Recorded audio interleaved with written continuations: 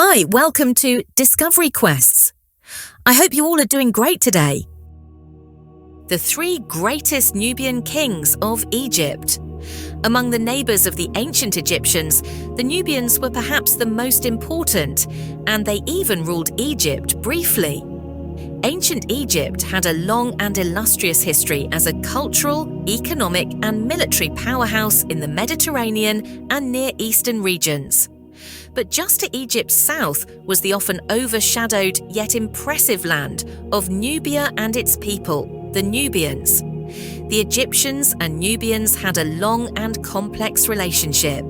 The Egyptians and Nubians were often trading partners, but by the New Kingdom circa 1550 to 1069 BCE, the Egyptians colonized much of northern Nubia. Eventually, though, the tables turned and the Nubians conquered Egypt.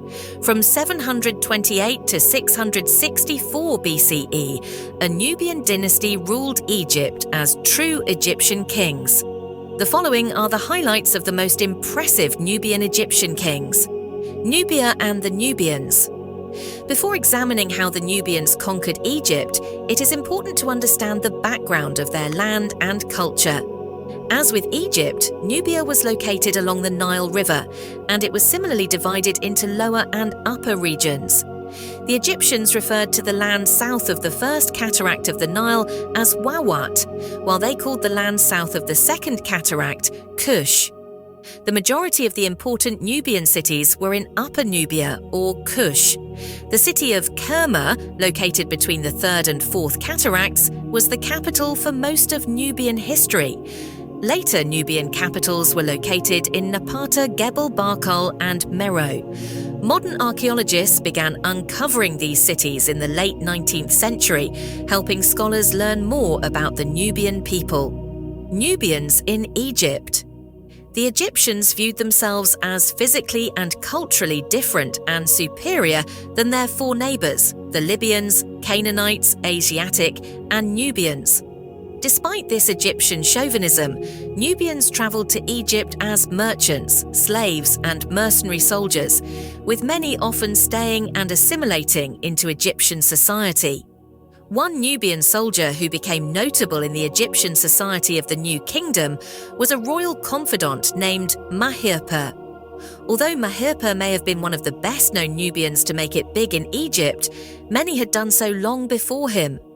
During the first intermediate period, circa 2150 to 2050 BCE, a number of Nubian mercenaries commonly depicted themselves wearing Egyptian clothing but with Nubian physiognomy on funerary stelae.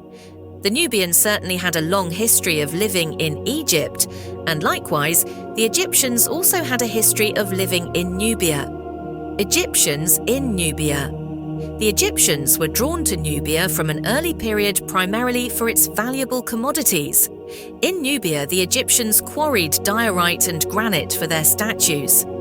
However, more valuable were the gold and electrum mines. The latter, a natural gold-silver alloy, was even more valuable to the Egyptians. As silver was scarce, the Egyptians often used electrum as a finish on the pyramidions of their New Kingdom obelisks. The Nubians were not willing to let these valuable resources go so easily, so conflict between the peoples was common. The Nubians were able to keep the Egyptians out of their land when the Egyptians were weak during the first and second intermediate periods. This situation rapidly changed, though, when the Egyptians established themselves as a world power in the New Kingdom. A series of martially inclined pharaohs in the 18th dynasty created an empire that included much of the Levant, Syria-Palestine, and Nubia. Thutmose III, ruled circa 1479 to 1425, managed to extend Egypt's direct control to the Fourth Cataract, while the indirect influence extended beyond the Fifth Cataract. The mighty king's campaigns earned him the nickname Egypt Caesar by modern scholars. The Nubians conquer Egypt. Egypt's dominance over Nubia ended when the New Kingdom collapsed around 1069 BCEE, ushering in the Third Intermediate Period. A number of factors contributed to the collapse of the new kingdom, but among the most important were the large-scale Libyan migrations. Late in the New Kingdom, Sea Peoples and Libyan attacks on Egypt in the Delta destroyed central authority, with Libyan chieftains quickly filling the vacuum. Several Libyan-descended dynasties in Egypt formed, coexisting simultaneously. The 22nd and 23rd dynasties were started by closely related Libyan tribes, while the 24th dynasty was also Libyan-descended. Native Egyptians retained power in the southern Upper Egyptian city of Thebes, developing close ties with the Nubian rulers in Napata, the greatest Nubian kings of Egypt. Number 1. Piye was on the Nubian throne for some time before he decided to lead an army north into Egypt in 728 BCE. The general disunity of Egypt certainly enticed the Nubian king, but other factors also played a role. The Nubians always had a presence in Upper Egypt, and when the New Kingdom collapsed, their influence grew. The Nubian kings made alliances with the Egyptian elites of Thebes, using the worship of the Egyptian god Amun as common ground. So, when Tefnakht, the Libyan chief of the delta city of Sais, became hostile to Piye, this gave the Nubian king another reason to march north. Piye's reasons for the invasion were articulated in religious terms in the Victory Stela of Piye. The Victory Stela is an Egyptian hieroglyphic text that was discovered in Gebel Barkal, ancient Napata, in 1862 by the American Egyptologist George Reisner. The text, which was inscribed on a sandstone stela, describes the route Piye took from Thebes to the Delta, subduing all the Libyan chieftains. Just as interesting as the military elements of the text are the reasons Piye enumerated for the campaign. Piye stated that the campaign was directed against Tefnakht, who was attempting a similar conquest from the north. The Nubian king stressed, though, that he was the true Egyptian king who was upholding order, or Mat, and carrying out the will of Amun. After defeating the Libyan chieftains in battle and winning their fealty, Piye returned to Napata, from where he ruled both Egypt and Nubia for the remainder of his life. Although Piye never returned to Egypt, his successors would rule both lands from Egyptian cities. Number 2. Shabaqa finishes the conquest. As soon as Piye returned to Nubia, the delta became a problem for his successor, Shabaqa.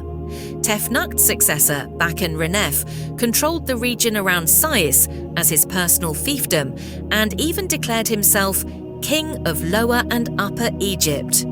Based on the transmissions of the late 4th, early 3rd century BCE Egyptian historian Manetho, modern Egyptologists have referred to Bakan Renef's rule as the 24th dynasty. But as soon as Bakan Renef began making the claims, Shabaqa led an army north to eliminate the threat in Sais. There are two primary sources that document Shabaqa's 712 BCE invasion of Egypt. A scarab now in the Royal Museum, Toronto, and Manetho's testimony. Part of the scarab reads, "He destroyed the rebels who were against him in Upper Egypt, the Delta, and in all the foreign lands.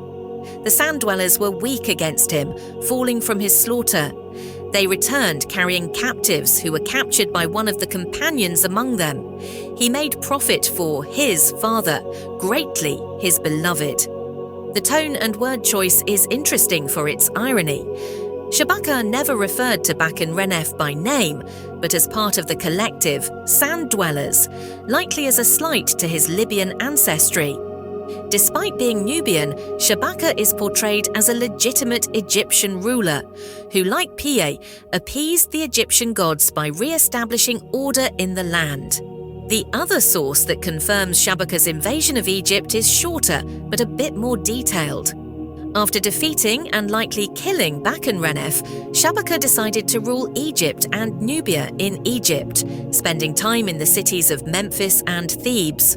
Shabaqa legitimized his rule by adding to existing temples in Lower and Upper Egypt and investing in other public works projects, such as canal construction. The Greeks later viewed Shabaqa's rule as generally enlightened and productive, as noted by the 5th century BCE Greek historian Herodotus.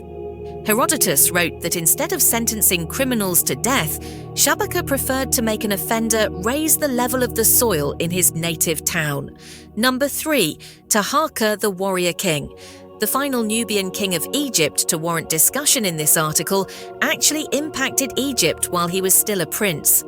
Taharqa made his mark on the world in 701 BCE when he led a Nubian Egyptian army to Israel to do battle in a place called El Teke. The Nubian king Shabaqa sent his successor to Israel to oppose King Sennacherib, ruled 705 to 681 BCE, and the mighty Assyrian Empire. Shabaqa had entered a military alliance that was truly biblical, coming to the aid of none other than King Hezekiah of Judah, ruled circa 716 to 686 BCE. The Battle of Eleteke is mentioned in the Old Testament book of 2 Kings 19:9-10, where Taharqa is noted as Taharqa, king of Ethiopia. The Assyrian sources mention the battle with a little more detail. The text notes how Hezekiah called upon the Egyptian kings, the bowmen, chariots and horses of the king of Meluhah, Ethiopia. Although Taharqa and Hezekiah lost the battle, it seemingly helped the Nubian general consolidate power in Egypt and Nubia. The first 15 or so years of Taharqa's rule were stable and prosperous. He initiated several impressive monument-building programs in the Thebes region, especially at the Karnak temple, where he added a pylon. Taharqa also made additions to the temple of Medinet Habu, where he added a particularly ironic scene on the second pylon. The scene is a formulaic depiction of either Taharqa or Shabaqa smiting Libyans and Nubians. The Nubian kings of Egypt may have hung on to some of their cultural traits, but they increasingly saw themselves as Egyptians first.